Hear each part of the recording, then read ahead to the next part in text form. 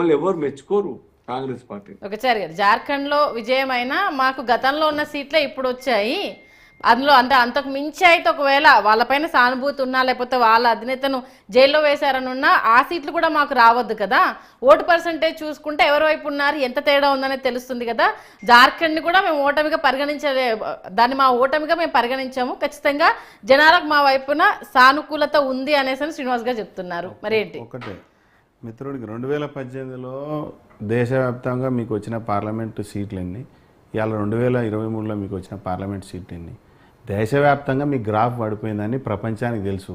ఇవాళ ముఖమెత్తి చూపించుకోవడానికి ఒక మహారాష్ట్ర ఉంది తప్ప మీరు ఎలగబెట్టింది ఏం లేదు మొన్నటిదాకా.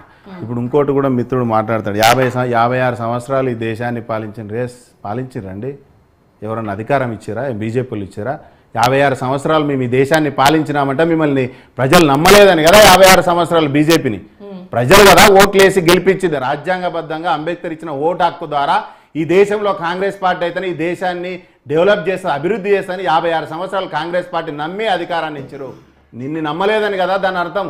కాబట్టి కాంగ్రెస్ పార్టీ తీసుకొచ్చినటువంటి సంక్షేమాలు అభివృద్ధి నడుస్తుంది తప్ప మీరు వచ్చి 15 ఏళ్ళు అయింది. ఈ దేశమంతా హిందువులు అంటారు, బీసీలు అంటారు, బీసీ ప్రధాని వచ్చిండు, ఎందుకో బీసీల రిజర్వేషన్ల గురించి మాట్లాడరే.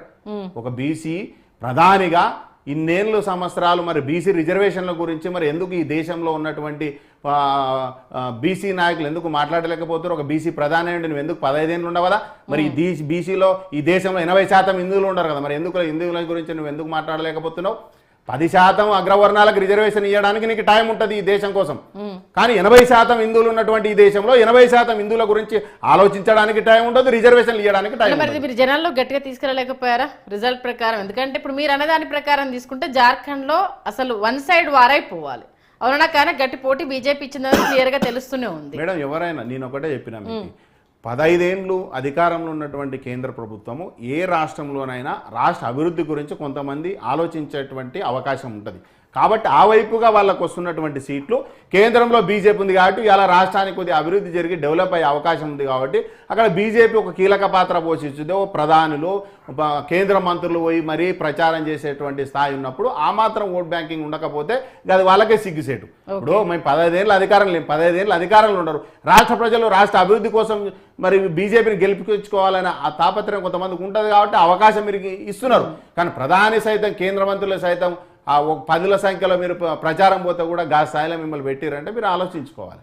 ఓకే, అంటే అది మీకు కూడా వర్తిస్తుంది కదా, మహారాష్ట్రలో మిగతా రాష్ట్రాల నుంచి కూడా అధికారంలో లేము మేడం, మేము అధికారంలో లేము. 15 సంవత్సరాలుగా మేము కేంద్రంలో అధికారం లేము. మేము అధికారంలో ఉన్న మీరు 2018లో ఎన్ని ఎంపీ సీట్లు ఉండే, ఇవాళ 2023లో ఎన్ని సీట్లు ఉన్నాయి మీకు? పక్కనే ఉన్న మహారాష్ట్రకు సంబంధించి తెలంగాణ క్యాబినెట్ అంతా మహామౌలు అందరూ వెళ్ళి ప్రచారం చేస్తారు కదా, ఆ లెక్క ప్రకారం చూసుకున్నా ఎఫెక్ట్ అయితే మహారాష్ట్ర చూపించాలి కదా. సీఎం వెళ్ళారు, డిప్యూటీ సీఎం వెళ్ళారు, సీతక్క వెళ్ళారు, గిరిజన శాఖకు సంబంధించి ఒక గిరిజన మహిళ అక్కడ ఉండాలనేసి సీతక్కను పంపించారు. ఆల్మోస్ట్ వాళ్ళు ఇంకోటి ఏంటి, ఇక్కడ ఉన్న మూటలన్నీ తీసుకెళ్ళి అక్కడ ప్రచారానికి పెట్టారు అనేసి ఇంకొక వాదన వినిపించారు. ఇన్ని పెట్టినా కూడా ఎందుకని అక్కడ ఎఫెక్ట్ చూపించలేకపోయారు? సింపుల్ ఒకటి, మన నరేంద్ర గారు 300 కోట్లు యాడ్స్ కే పెట్టారు అనేసి క్లియర్ గా చెప్తూనే ఉన్నారు. నరేంద్ర మోడీ గారు కేంద్ర మంత్రులు పోయి మరి ఓడిపోయినారు అక్కడ అని అంటే వాళ్ళ గ్రాఫ్ లేనట్ట, లేకుంటే వాళ్ళ ప్రభావం లేనట్ట, ఈ రాష్ట్రంలో వాళ్ళు ఈ దేశంలో వాళ్ళకి వాళ్ళ గ్రాఫ్ తగ్గిపోయింది, వాళ్ళ పని అవసరం లేదన్నట్ట.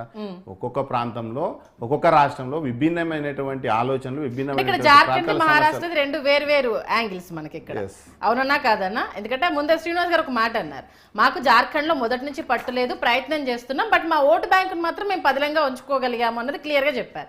మహారాష్ట్ర దగ్గరికి వచ్చేసరికి శివసేనకు సంబంధించి గతంలో ఉన్న సంగతి, తర్వాత డివైడ్ అయిపోయిన తర్వాత కూటమిగా శరద్ పవార్ లాంటి మహామహులతో ఇటు ఠాక్రే గారు ఇటు కాంగ్రెస్ మూడు కలిపి ఒక ఠాక్రే ఫ్యామిలీకి మహారాష్ట్రలో ఏ రేంజ్ ప్రభావం ఉంటుంది, ఆ పవర్ ఏంటనేది ఓదలిసినప్పటి నుంచి చూస్తున్న వాళ్ళకి ప్రతి ఒక్కరికి తెలుసు. ఒక శక్తి ఠాక్రే ఫ్యామిలీ అనేది అక్కడ హిందూ సనాతన ధర్మానికి సంబంధించి ఏ రేంజ్లో ఉంటుంది అనేది. అలాంటి ఒక శక్తి మీతో ఉన్నప్పుడు డూప్లికేట్ శివసేన ఒరిజినల్ శివసేన అన్న ఒక నినాదాన్ని తెర మీద తీసుకెళ్ళినప్పుడు జనాల్లోకి తీసుకెళ్ళలేకపోయారు అని అంటే ఎక్కడ లోపం అనేది? మేడం ఒకటే లోపం అనేది కాదు, ఇవాళ రాష్ట్ర ప్రజలు ఆలోచించింది ఏంది, కేంద్రంలో బీజేపీ ఉన్నప్పుడు అంతిమంగా రాష్ట్రంలో బీజేపీ వస్తే అభివృద్ధి అనేది కొనసాగుతుంది, డెవలప్మెంట్ కాలేదు. కానీ జార్ఖండ్ లో వేరు సెంటిమెంట్ అక్కడ. జార్ఖండ్ అనేది ఒక ట్రైబల్ నాయకుడిని ఇవాళ అక్రమంగా రాజ్యాంగానికి అందుకే విరుద్ధంగా మనకి వినాలి అక్కడ ఒక ప్రాంతం ఒక సెంటిమెంటల్ ఇష్యూ అది ఒక ట్రైబల్ నాయకుడిని ఈ విధంగా అణిచివేసే దిశగా పనిచేసినప్పుడు ప్రజలు తిరగబడతారు. అక్కడ రాష్ట్రం అభివృద్ధి లేకుంటే డెవలప్మెంట్ ఆగిపోతాను కాదు. ఇక్కడ ఆ యొక్క ప్రాంతానికి ఉనికికే ప్రమాదం ఉంది కాబట్టి దాన్ని కాపాడుకునే ప్రయత్నం చేశారు కాబట్టి జార్ఖండ్లో ఆయన సరైన గారు గెలవడం జరిగింది. ఇక్కడ డెవలప్మెంట్ దిశగా కేంద్రంలో బీజేపీ ఉంది. అంతిమంగా ఈ రెండు పార్టీల యొక్క సింబల్స్ ప్రాంతీయ పార్టీలు తొక్కిపెట్టి ఇంకో కొత్తగా పార్టీలను ఎస్టాబ్లిష్ చేసే ప్రయత్నం బీజేపీ చేసింది, దాన్ని సక్సెస్ అయింది. కాబట్టి కేంద్ర ప్రభుత్వం ఎప్పుడు కూడా ప్రాంతీయ పార్టీలను చంపేసే దిశగా పనిచేస్తుంది. దానికి ఎగ్జాంపుల్ ఎన్సీపీ గానీ శివసేన గానీ. వాళ్ళు చంపేస్తే నిజంగా ఇది కాలచక్రంలో విజయం అనేది ఎవరికి ఏం కొత్త కాదు మేడం. ఆ టైం వచ్చినప్పుడు వాళ్ళు చూస్తారు, ఉన్న వాళ్ళకు కూడా మళ్ళీ అవకాశం వస్తుంది. ఈ విజయం నరేంద్ర గారు కేవలము అంటే తెలంగాణలో విమర్శ